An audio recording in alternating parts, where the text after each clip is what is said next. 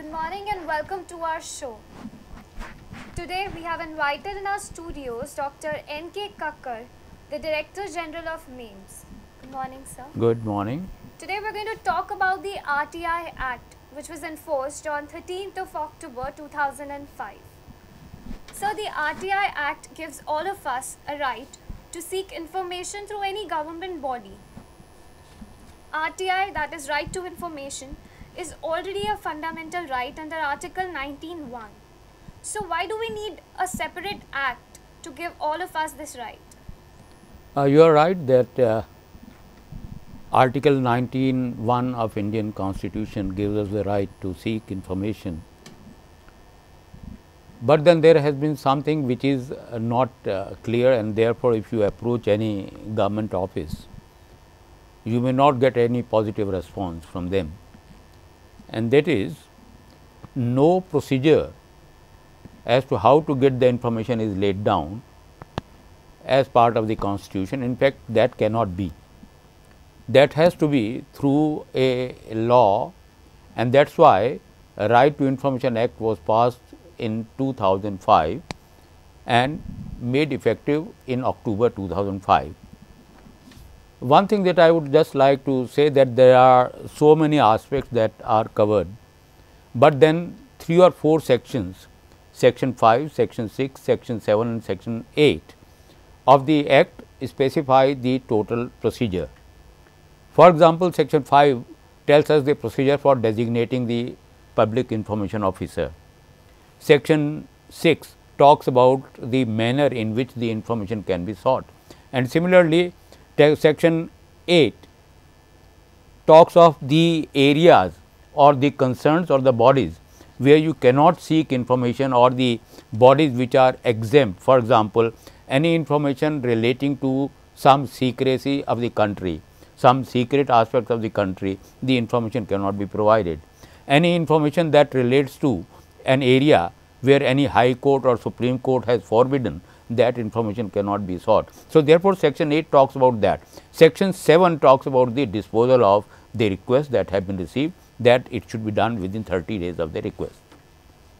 So as you said, the section 8, it talks about that you cannot reveal the confidential information according to the Official Secret Acts of 1923. So doesn't it act like an obstacle in implementation of Right to Information Act? To my mind, not at all, because there are certain pieces of information which we feel will be prejudicial to the interest of the country, and therefore, anything which may go against the interest of the country cannot be disclosed, and that is why any information relating to the armed forces cannot be given by means of a right to information, or as I said, anything which tries to talk about the privileges of parliament cannot be provided here. So, those things have been mentioned, and those are in a way exempt from the Act. Section 8 talks about the exemption clauses.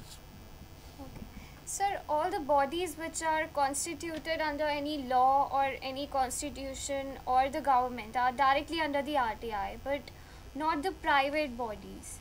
So, don't we require the transparency in the private bodies as well? It does not mean that private bodies have not to reveal information. I will just give you one example. Maharaja Agrasen Institute of Management Studies is a self-financing institution, and almost a month ago we had an RTI asking for the refund of fees up to a particular amount.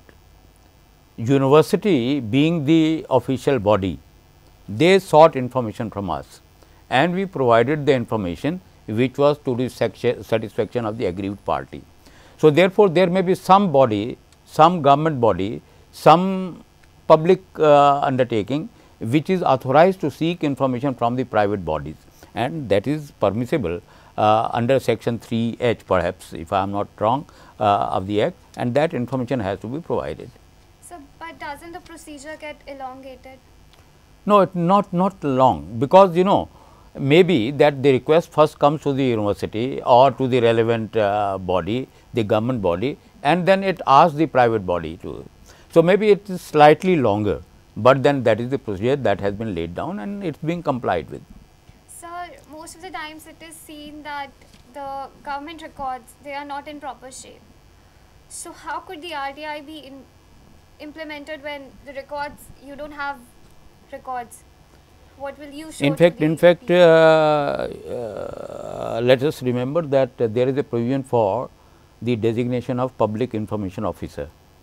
So, these public information officers are designated in every organization, and then they tell the relevant officers to maintain the files in a manner that any information, if sought, is provided without any delay. Let us understand that within 30 days of the receipt of a request, the information has to be provided. So, the records, if they are not proper, should be properly maintained, and an effort is being made in this regard that the records are properly maintained. So the RTI does not only give information to the viewers, it also helps in making the records in a proper shape. That will definitely, otherwise no information can be provided. So there have been many good laws in the countries which were implemented, but they're not really working properly. But so far RTI has really gained a good pace and it is giving information to the people. So why do you think this law is working as compared to the other laws? You What's see, the reason? there is one thing that we must understand as a general rule. The laws are there and the laws are also violated. Almost all laws which are there, they are violated, and that is why we find litigation on. But one thing good about this RTI Act is that definitely there are quite a bit of information being sought by people and the information being provided, and if it is not provided within 30 days as has been laid down in the Act, then a penalty of rupees 250 per day is levied on the concerned official, and this 250 per day will continue. Yes, if some wrong information is provided or some information is concealed, then penalty to the extent of rupees 25,000 maximum can also be levied. So does the applicant gets some compensation? No. The applicant can get compensation, but the amount which is realized by means of 250 per day is deposited in the government treasury. Yes, if the applicant is not satisfied with that, he can definitely ask for, and the appropriate authority, the appellate tribunal, may think of giving him some compensation. So if the applicant does not get the information, there is a penalty of rupees 250 on the PIO, but if he does not receive the satisfactory information, what are the rules? Exactly the same rules. If he does not get the information or if he does not get the satisfactory information, the penalty of 250 per day is levied on the public. He can apply for the information again. Naturally, he can apply. Sir, there are many people who have been victimized, who used RTI to seek the information. You see, it all depends on what is the issue in contention. Sometimes the issues may be just very small. I have some grievance relating to my power bills, my water bills. I do not think anybody is going to take any action on that, or anybody is going to affect, because it is not going to affect anybody else except me and the public authority. Yes, there may be certain situations where the information that is sought is against the high ups or some influential people. There, in that case, certain incidents of violence have taken place, and that is not good for the country. We should try to see that whosoever is seeking information is ultimately seeking information for the country and not for any individual. Sir, if everybody would file up the application to seek the information, wouldn't the government machinery would be jammed? Because in a recent meeting, the PM said that there are lots of frivolous applications. How can we avoid them? We are very late in having this act. Perhaps over 60 countries already have Right to Information Act. In fact, we say that there are 9 states in which the act has already been passed and the information is being supplied. No doubt that any information which is now being sought will put additional burden on the bureaucrats, but definitely the work is going to be spread to such an extent that it is not going to hamper the functioning of the government. Sir, the cost of the application, to file an application for RTI, is rupees 10, and if you want a CD of any document, that's rupees 50. Any document per page, rupees 2.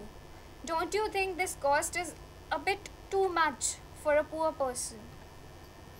I would only make a comment that rupees 10 per application or rupees 50 for a CD to me does not appear to be very high, but definitely a provision be made that in case we find somebody coming from weaker section below poverty line situation, then the government may totally exempt this in such cases. But then at the moment whatever it is rupees 10 per application and that is going on. So, the PM says that the cost can be reduced. That is what I am saying, 10 rupees is too small, but why can't we think of exempting people from this cost? If we find that people cannot pay, make their payment. So, let us exempt them and say under these situations a person may not be required to pay, only an application has to be submitted and that will have to be entertained by PIO. So, this was all about RTI. We would like to thank Dr. N.K. Kakkar for spending his time with us and informing us about RTI. This is Garima. Thanks for watching MEMS News. Thank you so much, Garima. Thanks a lot. Thank you, everybody.